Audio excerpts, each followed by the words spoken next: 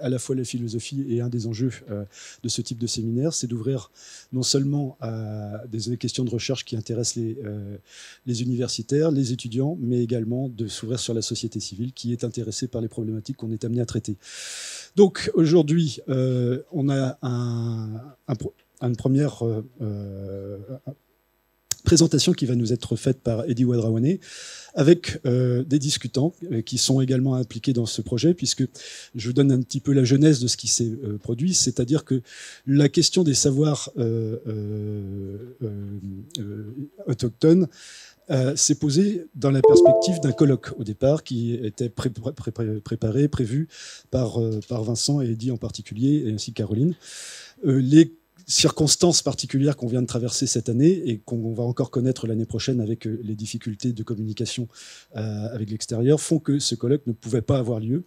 Et donc, il y avait quand même matière à capitaliser et à ouvrir. C'est ce qu'on a fait, c'est ce qu'on a fait et c'est ce que Vincent, Eddy et Caroline ont fait en transformant ce qui était au départ donc un colloque en une série de séminaires publics qui sont des séminaires de recherche, bien évidemment, mais publics comme je l'ai déjà dit. Séminaires qui ont en outre l'avantage de s'inscrire dans un projet qui s'est entre-temps dessiné, qui est plus vaste, qui comprend d'autres équipes de recherche en sciences humaines de l'université, puisque on a été lauréat avec un projet justement sur les savoirs autochtones, un projet PURN, qui est piloté par Olivier Galli du LIR. Et donc, le fait qu'on soit les premiers à démarrer, ça permet aussi d'inscrire cette démarche à l'intérieur d'un projet plus vaste qui intéresse l'université et la Nouvelle-Calédonie plus généralement. Donc, je ne vais pas aller plus loin, puisque le but, c'est pas que je monopolise la parole, bien évidemment, mais que je la laisse à ceux qui vont animer cette session d'aujourd'hui. Et on va commencer par Eddy, puisque c'est lui qui vous présente sa partie aujourd'hui. À toi, Eddy. Merci. Excuse-moi. Juste une chose, excusez-moi, j'ai oublié de vous préciser. On devait avoir un café d'accueil. Vous avez constaté que le café d'accueil n'a pas pu avoir lieu parce qu'il y avait une autre manifestation. Donc, cela étant, il y aura un café, mais on va le transformer. Au lieu d'être d'accueil, ça sera la pause café qu'on fera vers 14h30. Okay, donc 14h15, 14h30, une petite pause et vous aurez le café qui était promis. On ne se dédie pas là-dessus. Autre chose, puisqu'il y aura probablement des prises de parole, aussi bien par les discutants, mais éventuellement par la salle. Prenez bien garde de parler dans les micros. Très important, puisque, comme vous pouvez le constater, ces séminaires vont être filmés, ils seront mis à disposition sur le site YouTube de l'université. Donc, en d'autres termes, c'est la matière de travail qui sera mise à disposition au-delà de ces murs. Et donc, c'est important, évidemment, puisque c'est une manifestation participative, que chacun puisse être entendu et parle bien dans le micro quand il aura une intervention à faire. Voilà, merci Eddy. Merci Yann pour ton introduction. Donc voilà, nous allons commencer. Alors le titre de mon intervention, c'est des épistémologies autochtones dans l'acte d'enseigner, relier les savoirs.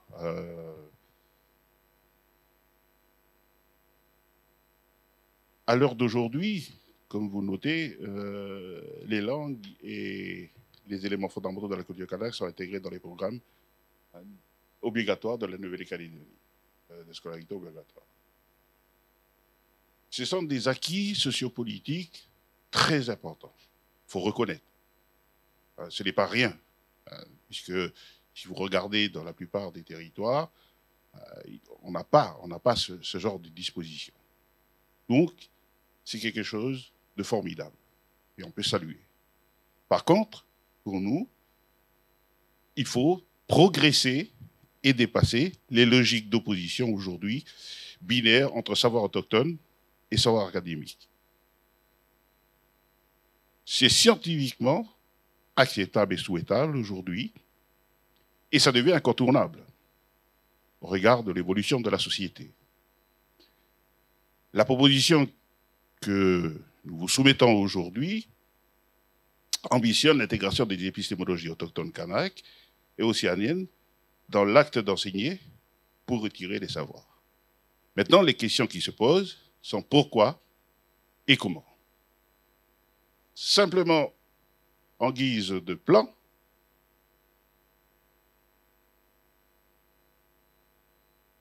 le grand 1, donc un élan pour finir avec l'exotisme, lieu du séparatisme noir-blanc, une situation à l'envers des Lumières.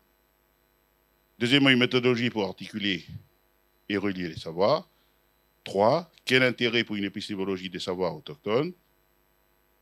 4. Un intérêt paradigmatique et des modes de pensée.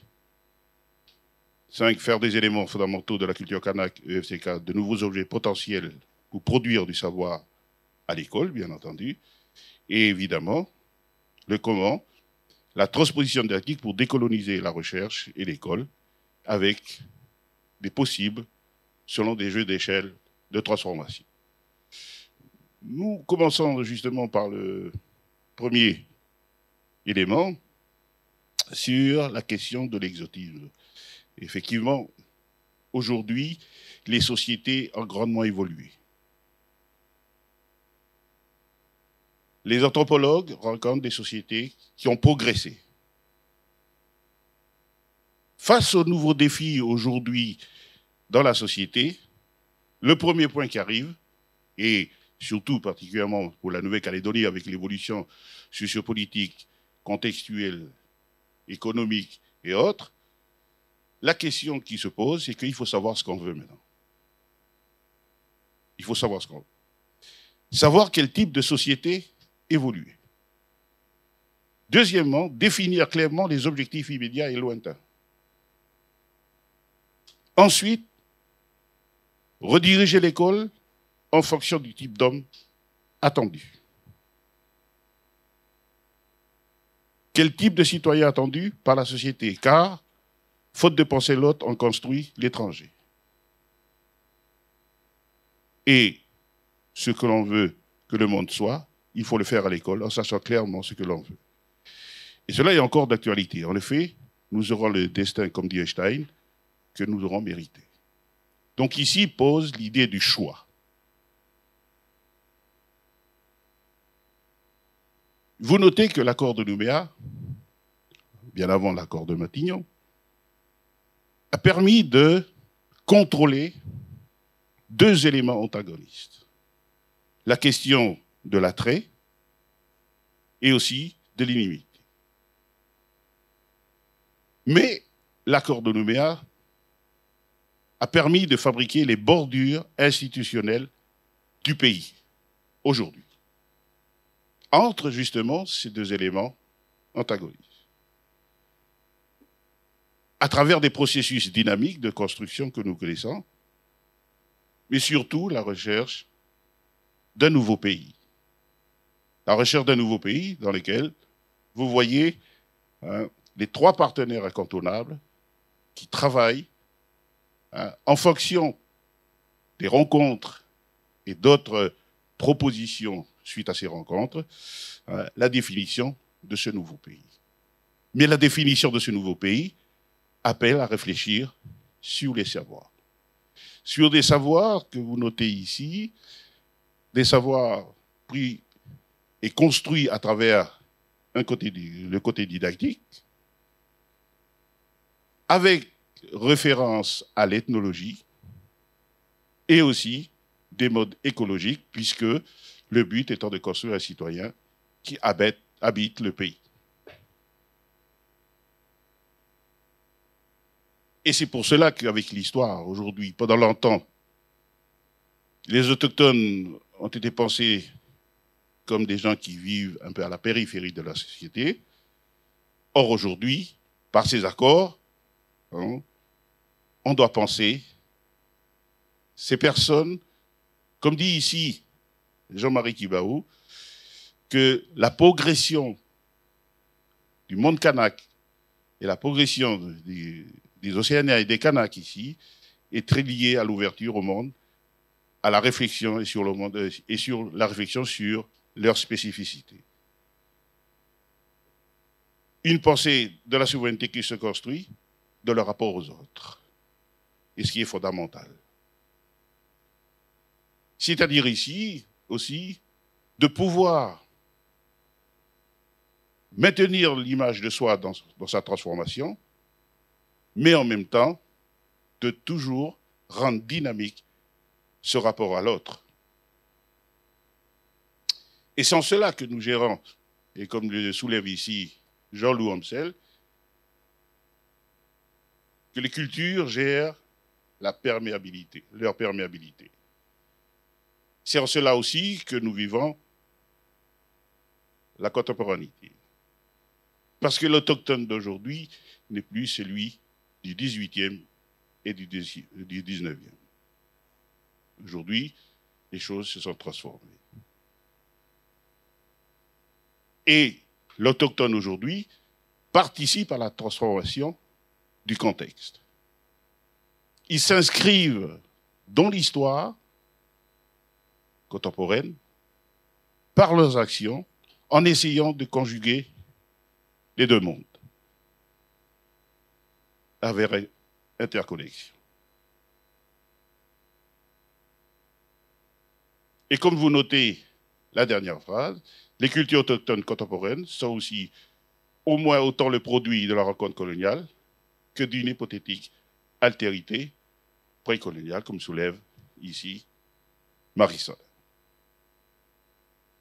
Néanmoins, cette culture ne se construit pas avec une certaine, au sens un peu où tout le monde il est beau, tout le monde il est gentil. On apprend à se frotter aux autres. Il faut se frotter. Et la construction de ce savoir, la construction de ce monde, fait que les gens se confrontent, etc. Et comme le soulève ici Castoriadis, c'est que toute culture n'est pas donnée. C'est par l'action collective. Mais dans cette action collective, eh ben, c'est à la fois le produit du partage, mais c'est aussi le produit de la confrontation. Et on n'ignore pas ici les travaux de Piaget. C'est pour cela qu'il faut penser la culture en termes de processus. Parce que la culture se construit bien souvent de par les rencontres, les affrontements, et aussi, toute culture est appelée à toujours évoluer. Et ce n'est jamais la propriété de personnes considérées comme individus. Pour cela, si nous venons tout à l'heure à notre sujet, sur les questions des épistémologies, il faut poser avec méthode. Puisque notre désir étant de articuler les deux mondes, articuler les deux formes de savoir qui existent aujourd'hui et de les relier. Et j'en prends ici un concept d'Edgar Morin sur la question de reliance, déliance. À la fois la reliance est de créer du lien dans le sens de l'humanité, mais aussi, un peu au sens grec, de la praxis et d'alliance, c'est-à-dire de faire de l'autre un alter ego qui s'émancipe au niveau de son esprit. J'en convoque ici 4 principes méthodologiques: l'anticipation,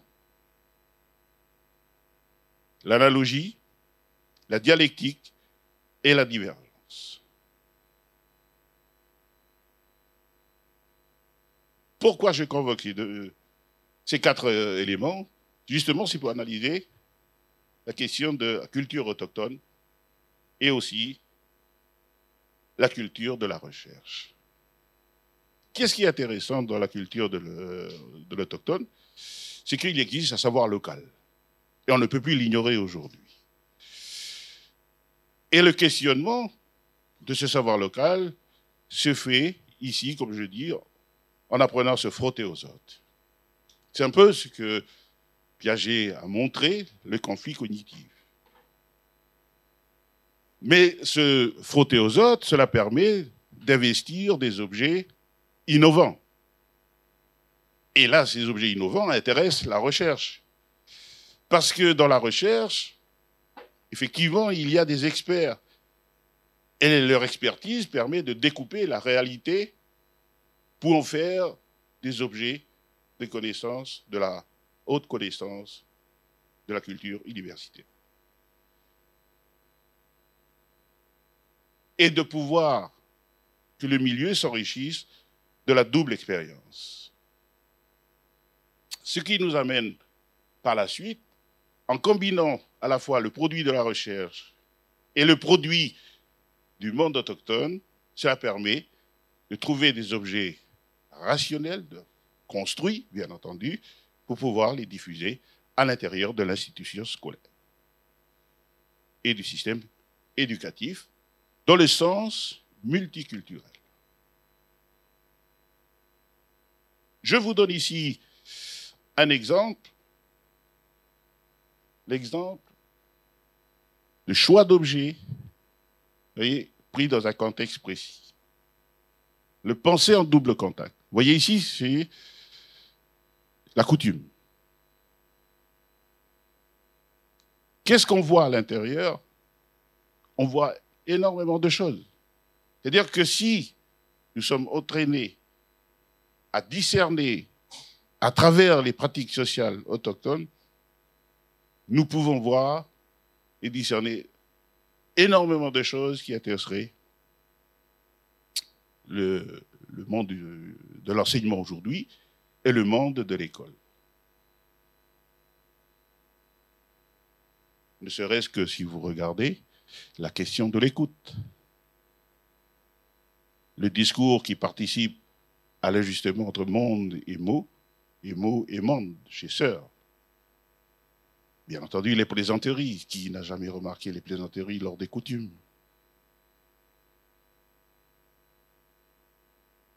Et, bien autre chose, un certain nombre d'attitudes et de gestes, et vous notez, vous regardez bien comment les gens ici écoutent le discours. Donc des éléments très précis venant d'un contexte à cerner pour pouvoir nourrir justement et la recherche et l'école. Cela nous conduit à cerner un certain nombre de concepts saillants, vous voyez, suite à ce que nous venons de voir tout à l'heure, la question des habitus, la question des arrière-plans, le sens, ici, l'imaginaire social. Je note simplement, et je m'arrêterai sur ce petit mot sens, le sens ici a le sens de faire un faire tenir ensemble indestructible, au sens de ce que dit Castoriadis ici.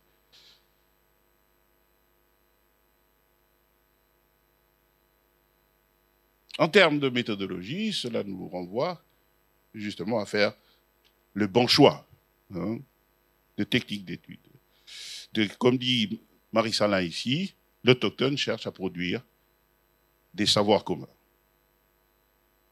Mais justement, cette recherche, en termes de questions de méthode, on ne peut pas donner à n'importe qui. Il faut des gens entraînés. Ici, vous voyez ce que je dis ici, la transmission didactique de quelques savoirs kanaks et océnaises au service de la nouvelle école citoyenne. La transmission didactique doit être menée par de véritables experts qui découpent la réalité pour contribuer à la refondation de cette nouvelle école que nous voulons chercher, débarrasser un peu de tout ce qui a été véhiculé par l'histoire, en gardant un certain nombre de choses très intéressantes. Et c'est pour ça que, dans la partie suivante, de ne pas laisser, justement, à des improvisateurs le monopole du sens. Parce que l'école est une question sérieuse. L'éducation est une question sérieuse. On construit, justement, le futur de demain à travers l'école. Et ce que l'on veut de la société de demain, eh bien, c'est à travers l'école que nous allons faire. Et cela nous renvoie à cette autre question, c'est la question des épistémologies, de l'épistémologie des savoirs autochtones. Cette épistémologie des savoirs autochtones, c'est-à-dire ces sciences, parce que pendant longtemps, on ne voyait pas le savoir autochtone comme étant une science. Or, aujourd'hui, on commence, et depuis les années 60 déjà, s'est développé les discours autour des savoirs autochtones, et considérant comme des objets intéressants, scientifiques, à intégrer et retravailler à l'intérieur du système scolaire. Je note ici, à travers une ancienne carte, simplement des années 1800, hein, la géographie du lien et le lien au savoir. Vous notez ce que vous voyez ici au niveau des lignes discontinues et d'autres lignes, ce sont les relations coutumières entre les clans, entre les espaces. Donc, il y a bien un réel potentiel ici, analysable. Nous reviendrons tout à l'heure à votre convenance. Aujourd'hui, la question de l'interconnexion entre les mondes y est, puisque ça existait déjà dans le contexte. Donc l'interconnexion n'est pas quelque chose qui est absente au niveau de l'autochtone.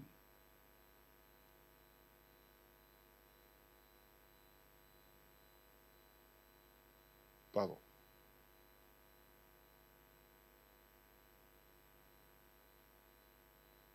Les histoires de réseaux partagés, très présents aussi.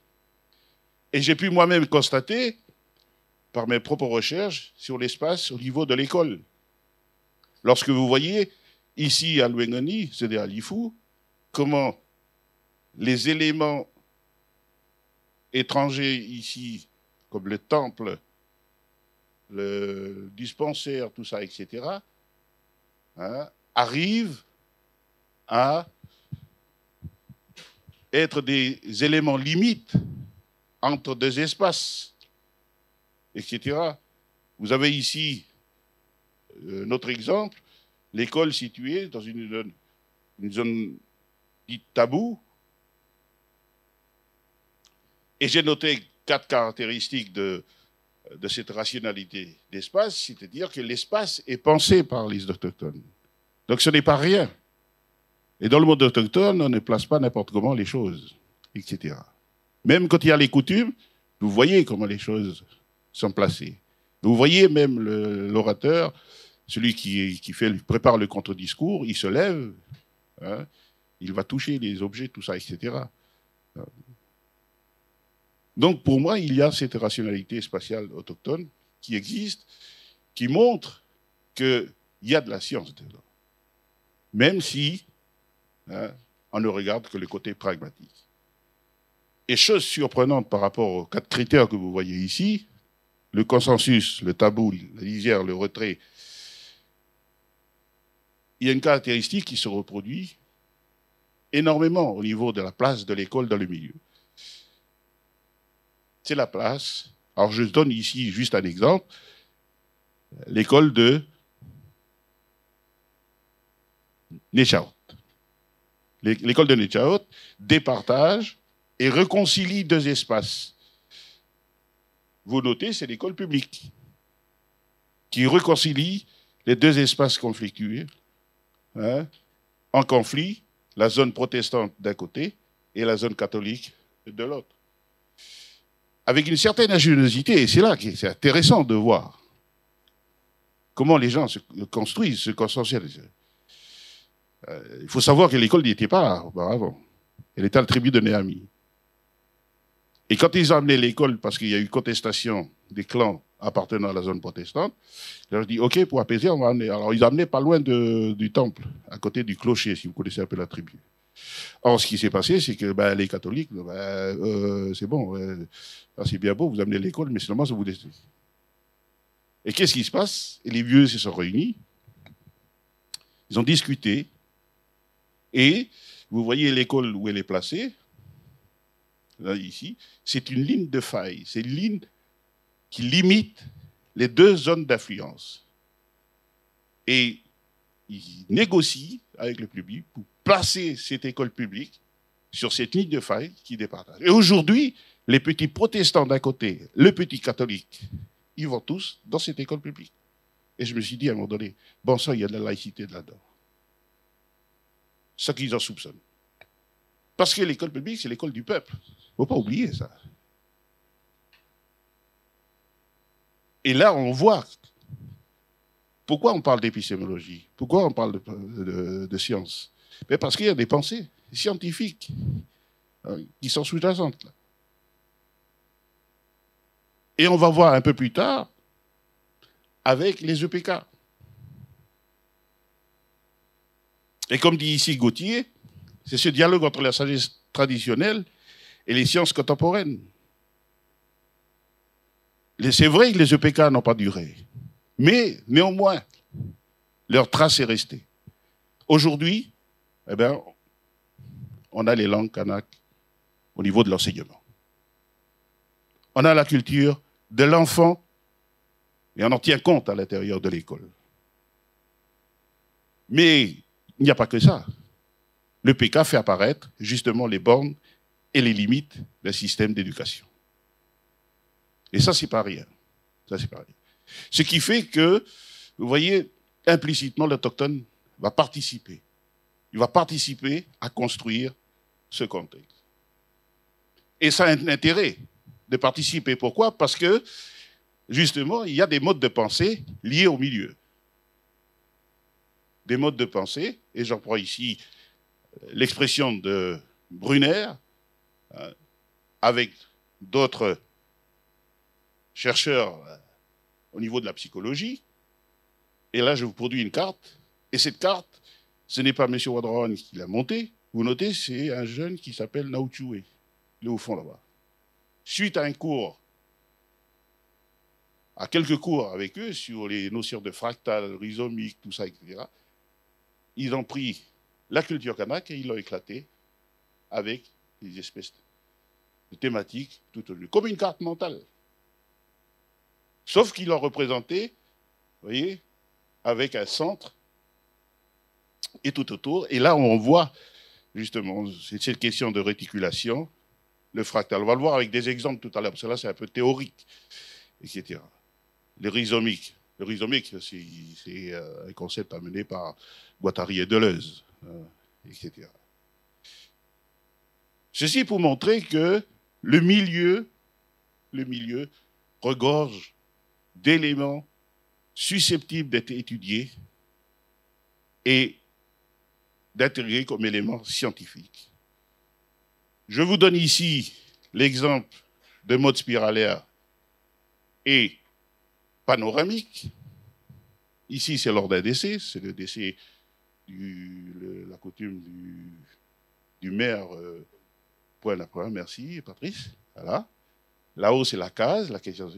Et ici, c'est l'écrit de Stéphanie Vigier suite à une présentation qui a été faite par Gabriel Poédi, par Gabi, qui aborde justement cette question spiralaire. La question de la réticulation du rhizomique, je l'ai simplement puisé. Alors, j'ai oublié de mettre la référence. Là, c'est pas normal, il faut une référence. Mais c'est M. Lebègue, etc., qui retraduit à travers ses constructions. L'idée du fractal, on va le trouver à travers l'art. Le voici. À travers le chambral. Et aussi le tapa polynésien, c'est-à-dire ce motif qui se répète, qui se répète, qui se répète, qui se répète.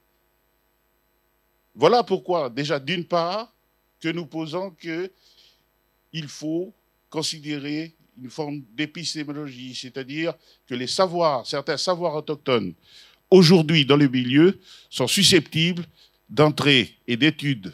Ce l'est déjà fait. Il y en a beaucoup, les anthropologues, Patrice ici présent, et M. Vincent aussi, et d'autres qui étudient, Mme Gray, qui s'intéresse au savoir, aux éléments du monde autochtone, ils peuvent prouver, justement.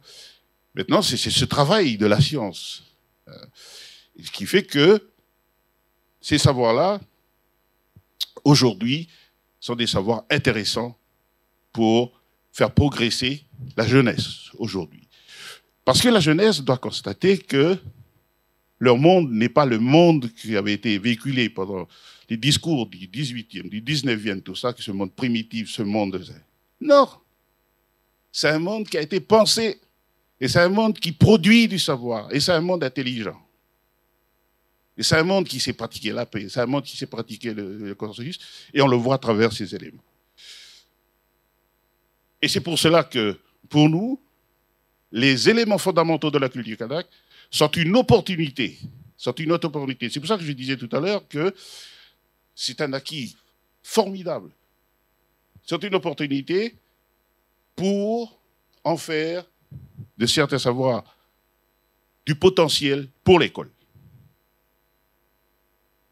Et ici, M. Gouda qui est là, il était participant actif durant ces moments de réunion avec M. Kakoué et bien d'autres. Vous voyez, on a isolé 6.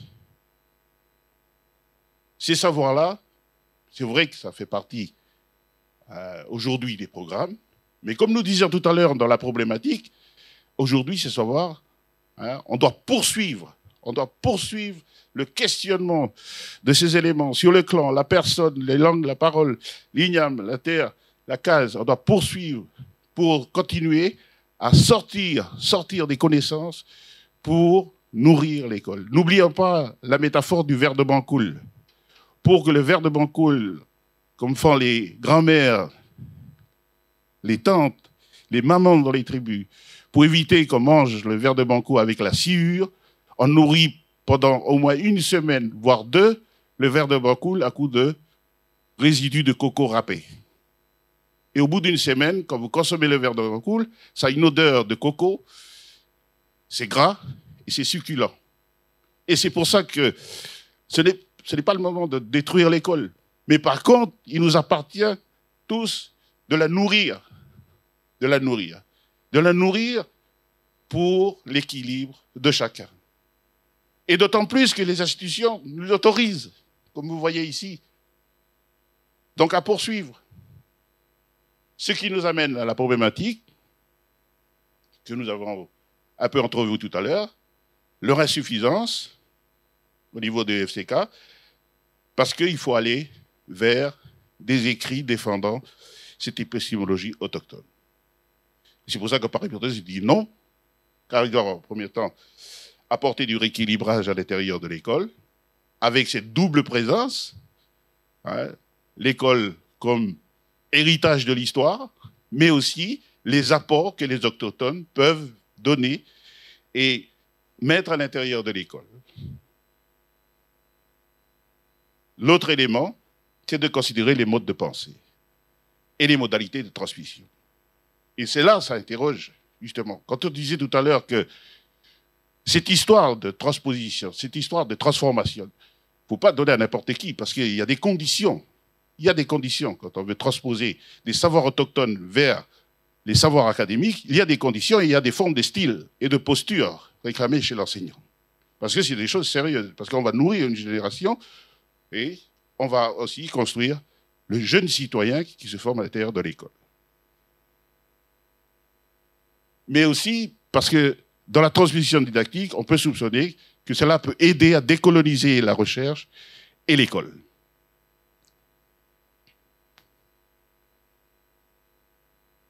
Aujourd'hui, au niveau politique, la dignité de ces savoirs sont reconnus. Et c'est pourquoi vous avez ici les éléments fondamentaux. La didactique, les modes de transmission des savoirs autochtones, ça y est, mais pas suffisant. Il faut encore travailler. Il faut encore travailler les modalités de transmission, etc. Mais il ne faut pas transposer n'importe quoi et n'importe comment. Parce que, d'une part, c'est absurde, parce que l'école, c'est structuré. On ne peut pas transposer n'importe comment quelque chose du monde autochtone à l'intérieur de l'école, parce que l'école, c'est structuré. Vous voyez, c'est déjà une condition, ça. Et structuré, mais avec une pédagogie, une manière de...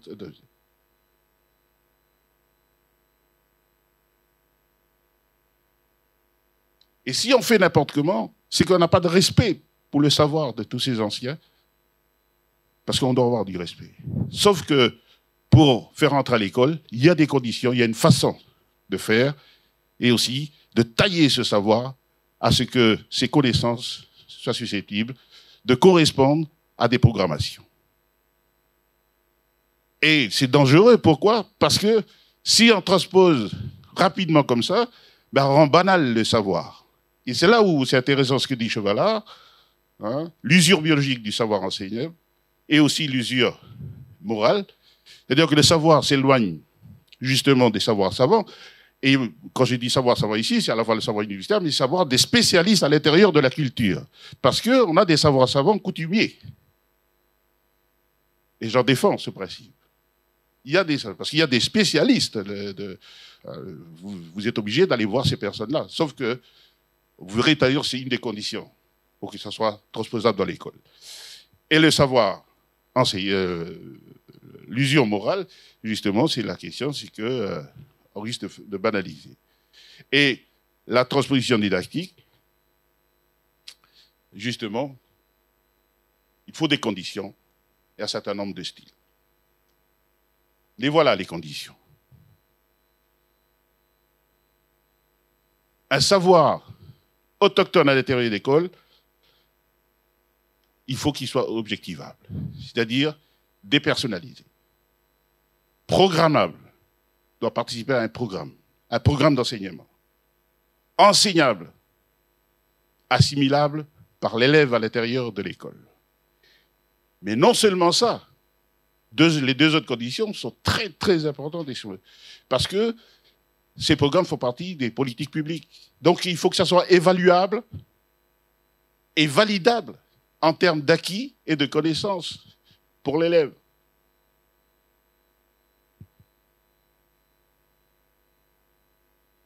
Et en même temps, dans ces transmissions, cela obéit à des règles de procédure qui permettent de contribuer et d'anticiper les phénomènes d'usure que nous venons de voir tout à l'heure. Et ce faisant, on participe, sans peut-être le savoir, à une forme de décolonisation de la recherche en intégrant justement ces savoirs autochtones à l'intérieur de l'école, d'autant plus que les gens vont prendre au sérieux leur contexte et leur savoir.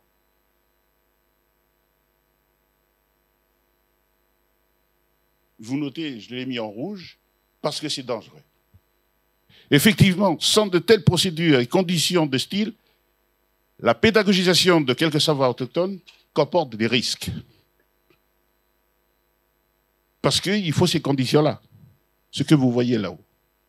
On ne peut pas transposer n'importe comment et n'importe quoi dans l'école, etc. Et ces figures style, on le voit chez l'enseignant. Il doit apprendre à les gérer, les situations paradoxales, etc.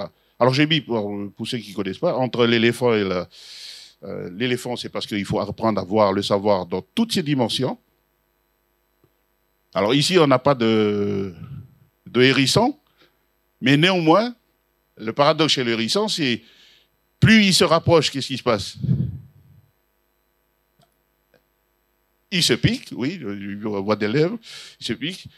Surtout en hiver, quand ils s'éloignent trop, ils ont froid. Donc, il faut à la fois voir le savoir dans toutes ses formes, mais en même temps, avec le milieu, garder une certaine forme de distance. C'est comme je disais à la radio, si on fait le bougna à la tribu, à l'école, on étudiera la recette. Parce que ce sont des textes qui font partie... Ces textes-là font partie d'une littérature précise à l'intérieur de l'école et qui tendrait vers d'autres littératures. Néanmoins, la question sociologique après pour le bougna, c'est très intéressant et là, les parents peuvent contribuer. À la fin de l'année, on fait un bougna de l'école. Mais il faut justement, c'est ça que je disais au niveau de la transposition, il faut veiller et faire très attention quand on se transpose à l'intérieur. Et ça se fait selon des processus. Et ce que nous allons voir, la procédure. Au niveau de la transposition, du concret au formel, par la didactisation. Le souci que nous devons avoir lorsque nous transposons des savoirs, c'est de garder une certaine solidarité entre l'environnement et l'être.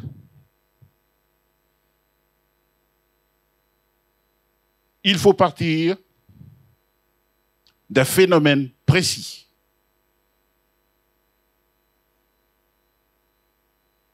Ce phénomène, ce que vous voyez ici en situation des eaux, c'est un phénomène qui appartient à la société, qui est interne à la société, c'est-à-dire pris de l'intérieur de la société.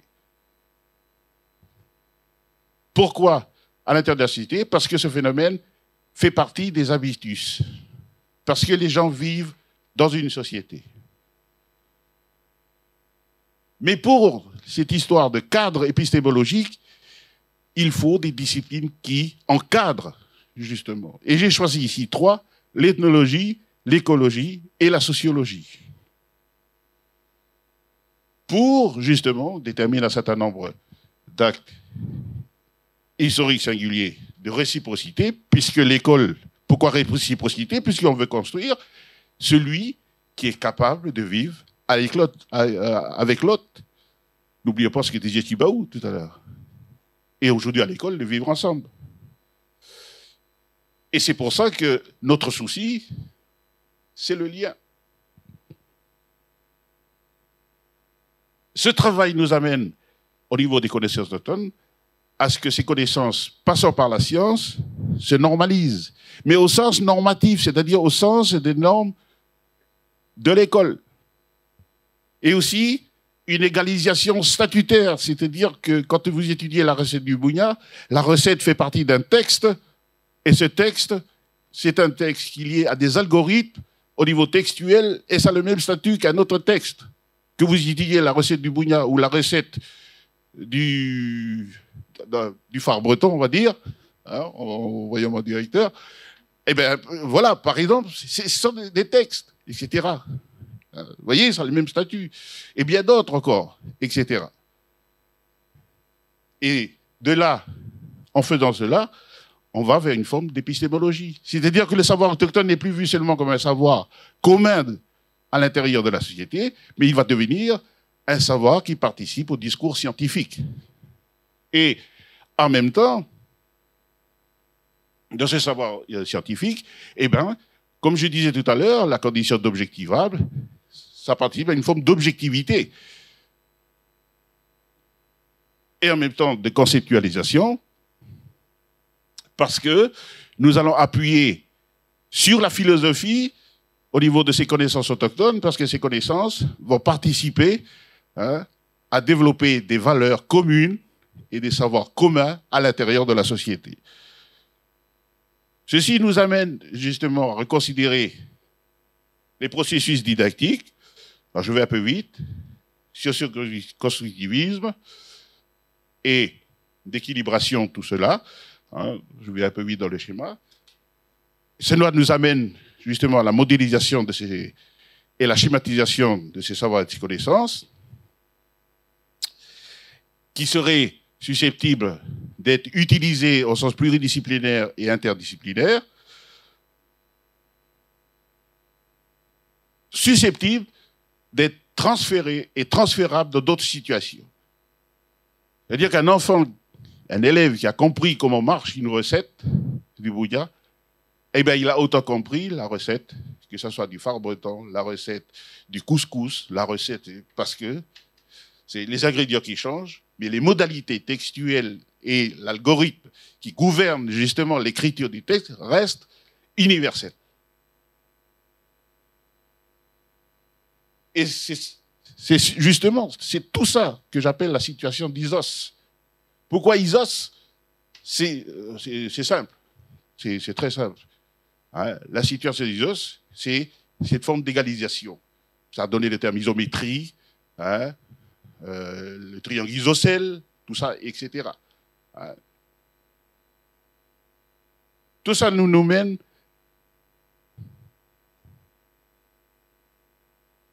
à analyser la question du sens ici. Et si on poursuit, eh bien, le savoir, comme je vous disais tout à l'heure, le phénomène qui est tiré de la société ici, lorsqu'il rentre dans le compartiment de l'étude scientifique, est susceptible d'être transféré à l'école qui est au fond, mais analysé par les didacticiens pour des programmations, eh bien, on participe à une forme de dépersonnalisation du savoir. On verra un exemple tout à l'heure. C'est que le savoir n'appartient plus à la société. Le savoir n'appartient plus à la société kanak, la société siernaise. C'est un savoir qui entre dans l'école et il est objectivé.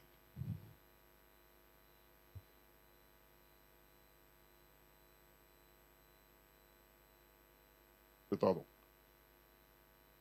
Voilà. Et en même temps, donc dépersonnalisé, et en même temps, comme je disais tout à l'heure, c'est que ces savoirs vont participer à un programme. Et enseignable. Bien entendu, évaluable, produisant un paradigme, parce que les scientifiques vont s'entendre sur la façon de nommer, la façon de dire, et quand ils écrivent les textes, ils s'appuieront sur ce que les scientifiques auront produit ici, etc. Lorsqu'ils feront évoluer en disant le savoir indigène vers le savoir autochtone, eh ben, ils prennent des éléments où, alors c'est un peu scientifique, mais bon, ils prennent des éléments qui sont communs entre. Si on poursuit l'idée, ça ne marche plus. Je crois que la pile elle a lâché. C'est justement cette question si, ça marche. Ah oui, parce que je vois habitus. D'exo. L'exo, c'est justement à partir de ce moment où toute cette étude, la programmation, tout ça, la situation d'exo, c'est-à-dire le savoir qui est étudié ici sort en connaissance, sort vers l'école en connaissance. C'est la situation des autres.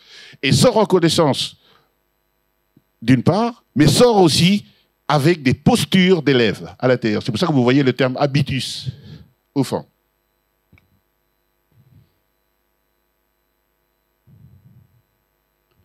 C'est le hors d'eux. Et d'ailleurs, pour signaler, pour les étudiants qui m'ont eu l'an dernier, le savent, Exos, ça a donné le terme exercice. L'élève, quand il fait de l'exercice, effectivement, il extériorise ce qu'il a acquis à travers, soit en travail personnel, soit en travaillant avec l'enseignant.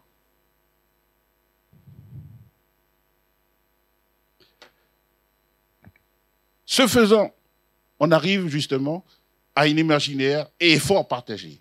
Parce qu'en même temps, la science, mais en même temps le monde autochtone contribue et travaille ensemble pour produire cet imaginaire et effort partagé. Mais non seulement ça, c'est que tous les deux obéissent aux intentions politiques.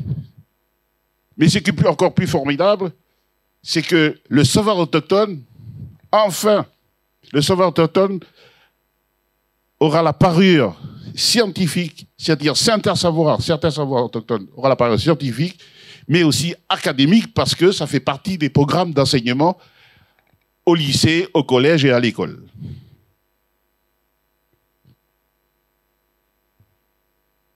La diapo suivante que nous allons voir, je vais vous donner un exemple. Alors vous notez un peu tout le schéma et tout le chemin, le travail que doit parcourir. C'est-à-dire, et c'est là où vous voyez les conditions, on ne peut pas transposer n'importe comment un savoir autochtone. Celui qui vous dit ça, ben, c'est à la fois un menteur et puis en même temps, c'est quelqu'un qui manque de bon sens.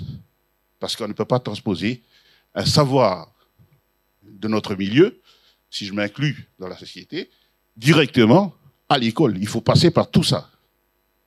Mais ça, il y a des gens experts qui travaillent là-dessus. Il y a d'un côté les chercheurs à l'université, ici, qui vont prélever les phénomènes à l'intérieur de la société. Il y a les didacticiens qui sont là, qui sont ce qu'on appelle la noosphère, c'est le rectorat, tout ça, etc., qui travaillent le programme. Mais eux, ils travaillent en fonction des intentions politiques. Et après, il y a le travail de l'enseignant à la fin, là-bas, pour produire du sens au niveau des connaissances, etc. Nous allons voir ensuite, ici, un exemple. Alors là, il est stable. Donc, vous voyez le phénomène, les eaux, et le phénomène que j'ai pris ici, c'est l'igname. Donc, la situation de mariage, mais c'est l'igname. Alors, ça, vous voyez, j'ai pas vu. Vous voyez les personnes qui sont là sont dans la cérémonie de l'INIAM, etc., le mariage de l'INIAM. Le chercheur, qu'est-ce qu'il fait? Il observe, il va les chercher. Et il va les chercher des éléments pour pouvoir être étudiés.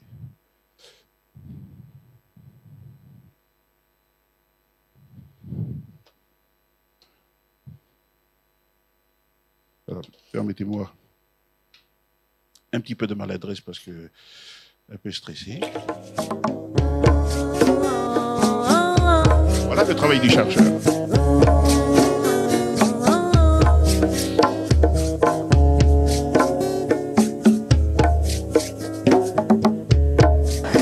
Alors l'INIAM, c'est absolument fondamental parce que, bien entendu, elle est, j'allais dire, la plante alimentaire fondamentale de la société. C'est une évidence. C'est-à-dire que on cultive de nombreuses plantes à tubercules, de nombreuses plantes alimentaires dans le monde kanak, et on en cultive d'autant plus que les Kanaks sont, comme l'avait dit Georges André Audricourt, qui était un ethnologue, un linguiste et aussi un botaniste émérite, que les Kanaks ne cessent d'introduire de nouvelles plantes, de les adopter. Voilà, je me permets de couper ici. Donc vous voyez déjà le premier chemin. Qu'est-ce qu'on découvre de suite lorsque le chercheur entre en ligne de compte pour saisir un phénomène de la société et le retravailler? Il va travailler à la dépersonnalisation. Il va tirer des savoirs. C'est vrai que ça appartient au monde kanak, mais ça va des savoirs à l'intérieur du monde de la recherche, etc. Donc je vais progresser pour aller rapidement. Donc vous voyez, après, on passe au programmable, comme je vous disais tout à l'heure. Donc là, vous avez une réunion ici à l'université, mais ce sont des inspecteurs. Monsieur Godin, il doit être là-dedans aussi. À partir, il doit être dedans parce qu'il avait participé, etc. Donc tout ce travail-là, entre la recherche, on isole quelque chose. Après, on programme, on fabrique des programmes, tout ça, etc. pour l'école, pour les lycées, pour les collèges. Qu'est-ce qui se passe après? Le troisième stade, vous notez ici. Dans la classe de Lara Tcharaouian, l'heure est à la présentation de la case d'un grand chef et de l'herbier médicinal qui se trouve autour. Vous prenez une feuille là-bas et vous allez me dessiner une case de grand chef avec ses spécificités, ainsi que toute la végétation qu'on trouve autour. Ce cours fait partie du programme Éléments fondamentaux de la culture kanak. Dans la contextualisation de la réforme du collège, c'est un enseignement obligatoire pour tous les élèves du 6e du pays. Et il s'inscrit dans une démarche de découverte. Qu'est-ce qui représente ce cocotier, ce père colonnaire? Le cocotier, il représente la femme et le père colonnaire, l'homme. Voilà, je me permets de couper là. Si vous voulez, on peut remettre tout à l'heure pour la beauté des images, mais... Voilà, donc voilà le travail de l'enseignant. Et après, en situation d'exo, ici, ce sont les activités d'élèves. C'est ce chemin-là, c'est tout ce chemin de transposition, de travail, tout ça, etc., qu'on doit prendre en compte. Et c'est pour ça que les connaissances autochtones, même si on doit les prendre au sérieux, ce qui est tout à fait normal, ces connaissances doivent passer par ces chemins, des chemins coutumiers scientifiques pour arriver ici à l'activité scolaire. Et il y a une interaction permanente entre le phénomène ici, cette équilibration entre environnement et l'être, et ce que étudie l'enfant ici, etc. Mais il y a aussi une interaction permanente entre ce que l'enseignant pratique dans sa classe avec le monde scientifique. Pourquoi? Parce que ce qu'il fait ici, c'est parce que c'est, à un moment donné, c'est habilité institutionnellement, mais sur des bases de reconnaissance scientifique, etc. Et après, qu'est-ce qui se passe? Eh bien, c'est le travail des autres chercheurs de perpétuer. Donc, vous voyez ici, toujours le même phénomène, mais avec une conférence de moi et M. Ouachali, et on continue avec tout ça, etc. Ce qu'il faut retenir ici, c'est qu'on continue à renforcer. On ne s'arrête pas là. Et au niveau des possibles, en termes de jeu d'échelle, je vous montre ici 3 éléments. Donc ici, ici, lors d'un mariage coutumier, donc vous voyez bien le savoir est culturel, le savoir est contextualisé. C'est pour ça qu'il faut un véritable travail sur ce savoir pour le faire passer à l'école. C'est ce qui se passe ici. On est arrivé à des procédures comme la modélisation et aussi la schématisation, que vous voyez à la fin ici. Et là, ce que nous avons vu tout à l'heure, sur les espaces de parole, le penser en contact, tout ça, c'est que ce sont des éléments de notre décor, mais il faut arriver à les travailler, à les prendre. C'est pour ça que ce qui est intéressant, ce n'est pas de tout prendre, ce n'est pas de tout photographier n'importe comment, etc. C'est de saisir à travers ce que vous considérez comme étant, on va voir un exemple, susceptible d'être étudié à l'école, dans des conditions acceptables, dépersonnalisées, tout ça, etc. Mais il faut que ça aille à l'évaluation, parce qu'il faut évaluer ce genre de connaissances pour pouvoir l'accepter à l'école. Et je donne un exemple ici, que certains d'entre vous ont vu. Je donne un exemple ici. Vous avez ici, alors, tout le monde, je pense que la plupart d'entre vous, vous êtes passés devant, lorsque vous allez en province nord. C'est à Poindimier, pas loin, c'est le petit marché. C'est le petit marché. Moi, je me suis arrêté pour acheter des moitas manioc. Et ça m'a intrigué parce que le marchand n'était pas là. Et là, j'entendais au fond, etc. Donc, je ne veux pas m'attarder, mais du coup, la photo a été prise. Et après, je l'ai exploitée pour introduire un certain nombre de concepts que vous voyez avec les PE et les masters. Et après, on a poussé un peu plus loin sur l'étude de l'implicite. Sur l'étude de l'implicite. Donc vous voyez bien qu'on peut, et c'est faisable. Et c'est faisable. Donc si je reviens un peu en arrière, vous voyez ici, et ce qui est intéressant, c'est que, vous voyez, il n'y a pas que la description. Je pousse un peu plus là avec les questions de réseau d'intentionnalité, tout ça, etc. J'en tire. Je prends des éléments, etc. Et après, je débouche sur l'étude de l'implicite à travers le pragmatisme du langage. Pourquoi l'implicite et le langage? Parce que j'ai choisi ça. J'aurais pu prendre les maths, j'aurais pu prendre autre chose, la philo, et etc. Mais comme on étudiait l'histoire du langage, parce que M. Ouattali abordait les langues avec le groupe, moi, étant dans les sciences de l'éducation, j'ai choisi mon domaine et puis j'ai poursuivi, etc. Donc, moi, je suis convaincu qu'on peut fabriquer du savoir à partir de ces savoirs autochtones. Et ici, vous avez un exemple encore, c'est Terrespace, et là, c'est le groupe de travail qui s'est formé à partir du DU-LCOA, et là, en ce moment, ils continuent de travailler, ils produisent des outils, j'ai trouvé formidable leur schéma, je leur ai demandé, ils m'ont autorisé à vous le montrer aujourd'hui. Quelle serait la conclusion de ce travail et de mon allocution? C'est cette conclusion-là. Alors je vous laisse lire.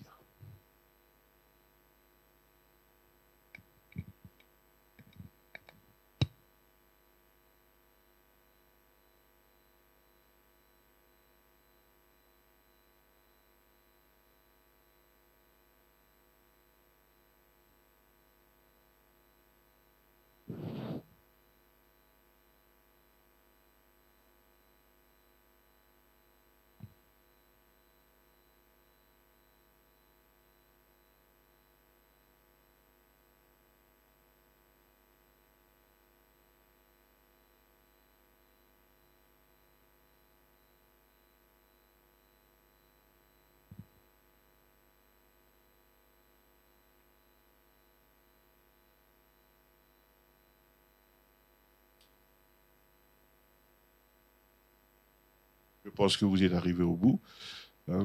Donc aujourd'hui, effectivement, on doit prendre au sérieux la parole de l'autochtone. Il peut participer justement au concert des cultures, au concert des savoirs aujourd'hui, mais il peut participer particulièrement dans le pays, il peut participer à transformer l'école en intégrant un certain nombre de savoirs susceptibles d'être retravaillés à travers les filtres scientifiques et aussi des didacticiens, tout ça, etc., pour produire quelque chose de programmable. Mais surtout, la condition sine qua non de ce genre-là, c'est que ça soit évaluable, hein, et que cela soit poursuivi. Je vous montre ici la bibliographie qui m'a permis de pouvoir construire cette intervention. Et sur ce, je vous remercie.